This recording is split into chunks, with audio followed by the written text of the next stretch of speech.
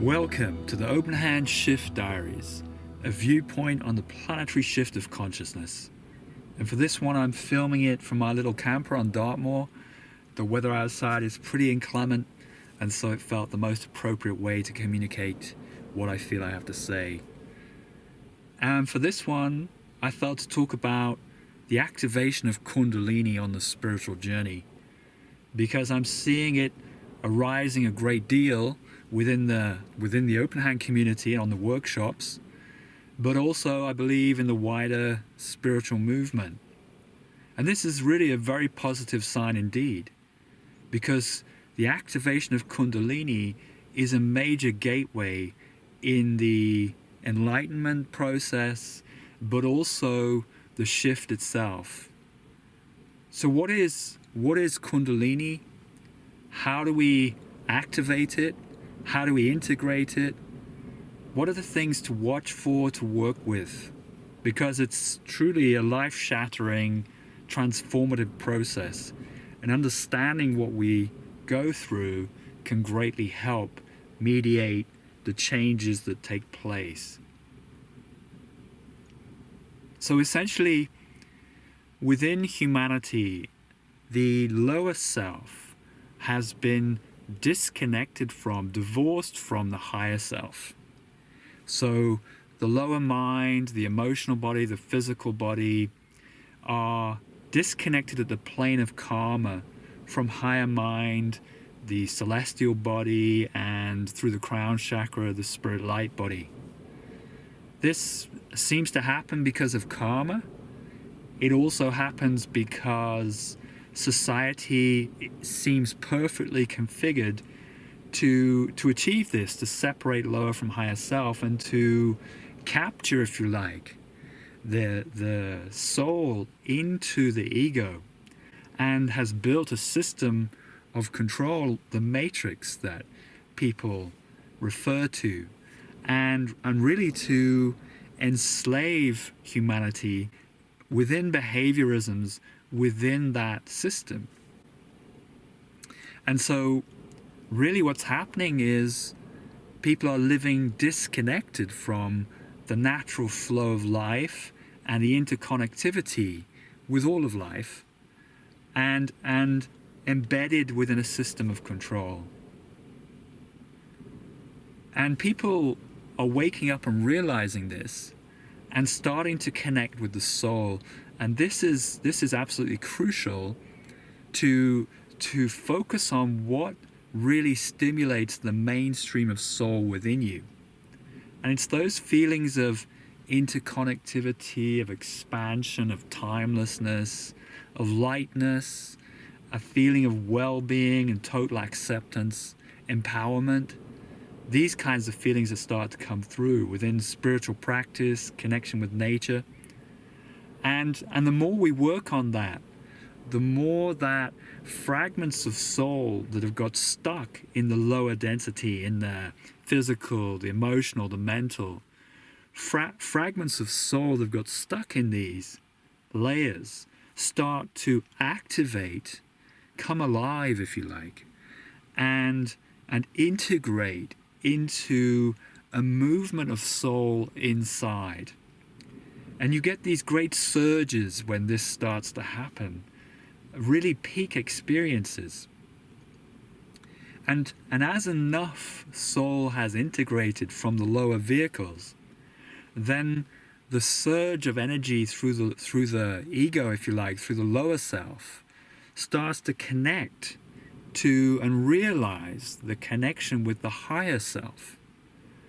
And often at this point, then the higher self will start to come through as more expansive, interconnected spiritual experiences.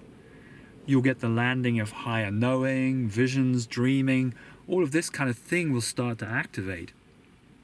And you'll start to get metaphors projected into your environment. Signs, symbols, synchronicity, maybe a power animal, for example, that speaks to you as a reflection into your environment.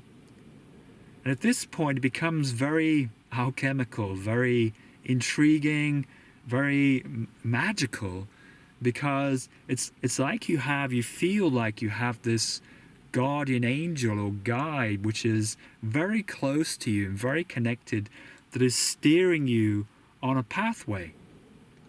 And at times you may get a little confused and think, well, where am I being guided to? But really what's happening is that we're being given reflections of the higher self as a feeling resonance.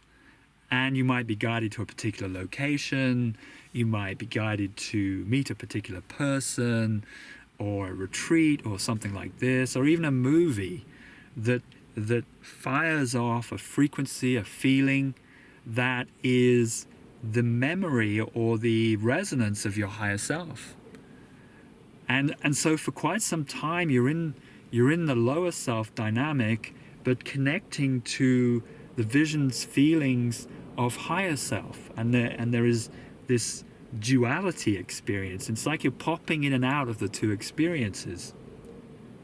And at this point, it can feel like a real roller coaster ride, because sometimes you're really in the density, you're feeling the pain, the challenge in your relationships, your general living circumstances, your job.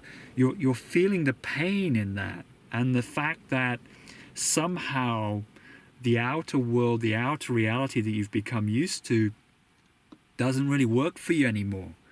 And it's hard to identify, and it's bringing up lots of intense feelings. And so you can be in that kind of, those troughs, that density. And then suddenly something will fire off the sense of the higher self, and you're in those expansive feelings, and that feels truly remarkable. And so you're in that kind of roller coaster ride. And the key at this point is to work to integrate the two. So you're following guidance, specifically primarily going with the flow, the freedom of spontaneity that will take you to the experiences that you need to have. And it'll take you to these experiences, and it'll kick off, activate the higher self resonances as a feeling inside. And the key is to work to embody that, to undertake those practices which amplify those feelings and let them come through. So on the one hand, you're allowing the feelings of the higher self to come through, but also on the other, it's about working through the density, not denying what is coming up. That's crucial, because the fragments of soul are stuck in those layers: emotional, mental, physical, karmic. It's important to confront what comes up and work through, using something like what we do at Openhand, the breakthrough approach, which is to honor the truth, express what is coming through, become as one with it, and then unleash sense of rightness of soul, the fragment, which is rejoining the soul's mainstream. So to break through those experiences of density that come up, to turn right into them, not to deny them, that's crucial. And so what happens is these fragments of soul start to connect up in the lower self as you're working through the densities, and the mainstream of soul internally in the lower self gathers pace, gathers strength, and starts to drive and animate your being even more. And this is where that energy, the Kundalini, starts to rise from the base through the emotional body, the mental body, and starting to connect up with the sense, the feeling, the resonance, the soul of the higher self. The two are beginning to unite. So whereas you felt this kind of polarity, the polarity is starting to disappear and interconnect. And then until there is this tremendous reunification, the division between lower and higher self explodes and breaks apart, and you step out of the sense of separated small I of identity. The ego is basically blown apart at this point, and the rise of energy, the surge of energy, reunites lower with higher self. And then you come into the sense of presence, where you are everywhere and nowhere simultaneously, and the soul is now flowing through you as a cycle from the source. This then is fully activated Kundalini.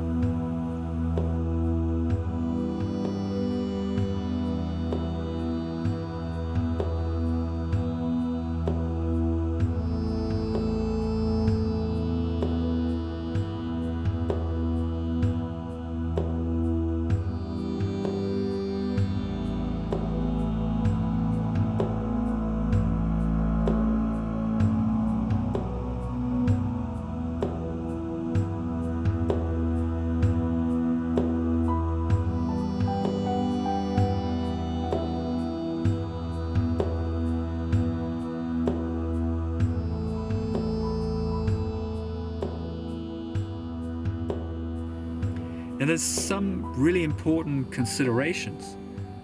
Firstly, not to force Kundalini and to be wary of techniques which encourage the forcing of movement of that energy without the full integration through one's life and through the densities that you're experiencing.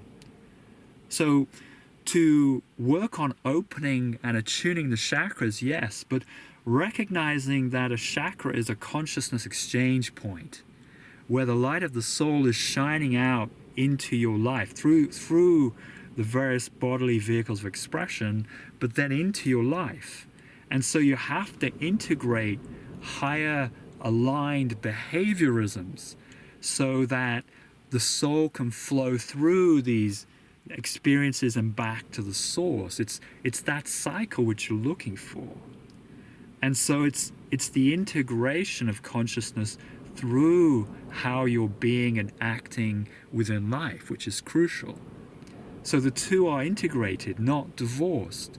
And so spiritual practice must illuminate the path through daily living. It's not just about forcibly activating it through maybe forced pranic breathing or even psychedelic plant medicines, for example. We need to be careful of that if these are used, that there's full integration that can last days, weeks and months, maybe even years of integrating through the lower behaviorisms, through our relationships, through our jobs and general living circumstances. So essential not to force, but to progressively activate and integrate. So that's one key consideration. The second one is that at times, you'll feel this energy trying to integrate through you, and it's going to hit choke points that are like fuses inside, and they'll fire off, and you'll feel incredibly uncomfortable, physically, emotionally, mentally, karmically. And it's important to get to know when these are happening so that you can work with them. The body may go into spasms, or it may start to gyrate and move and flow. It may start to want to do these things, and it's important to allow that to happen, just to go with how the body wants to move, because that's channeling energy into the various locations internally and unleashing it also through one's field. So deep consciousness body work is a powerful way of integrating the movements, the movement of Kundalini, the activation of it. Breathing exercises, yes. Chakra opening attunement, yes. Watching the diet, inner purification to allow this higher consciousness to flow through, that's important. Aligned sexual intimacy and working within one's sexuality because that helps the movement of energy, of Kundalini energy, through the body and the mind and through the emotions too. So working on all of these things. But there will be also times when it'll get very intense, and you may have to steady and calm the energy down, and that can be done through eating denser foods, through grounding, through connection to nature, these kinds of things, or even distraction when you feel it, like entertainment, movies, this kind of thing. Yes, sometimes to dampen, to soften the energy is very important. So if you feel like you're becoming disconnected from reality, that's essential too. So Kundalini is beginning to activate strongly. It's because of the underlying energy through the field is strengthening, the shift energy is strengthening, and those who are tuning into the soul are really beginning to pick up and feel it and animate and work with it. So it's activating strongly. It's going to kick off a whole roller coaster ride of emotions and feelings. That's no problem. At times you're going to feel in this kind of polarity, jumping between one and the other, the supreme highs and the lows. That's okay too. Go with the guidance, go with the spontaneity, respond to the pull, the higher knowing, and work to integrate by coming through the lower behaviorisms, allowing the energy to flow through you, and work to integrate the two. And then you will have this phenomenal transformation will come through you. It may take time, will take time, expect it to take months and years in this kind of transformational process, but ultimately it's the most phenomenal transformation on the path, because you explode the myth of identity and false self. You come into the interconnectivity with the universe, and the flow, the cycle is coming through you, connecting up, animating your behaviorisms, and reconnecting with the source as a cycle through you. And you are living that way. And you feel everything dancing, moving around you, interconnected through signs and synchronicity. And that's a totally sublime way of living and being.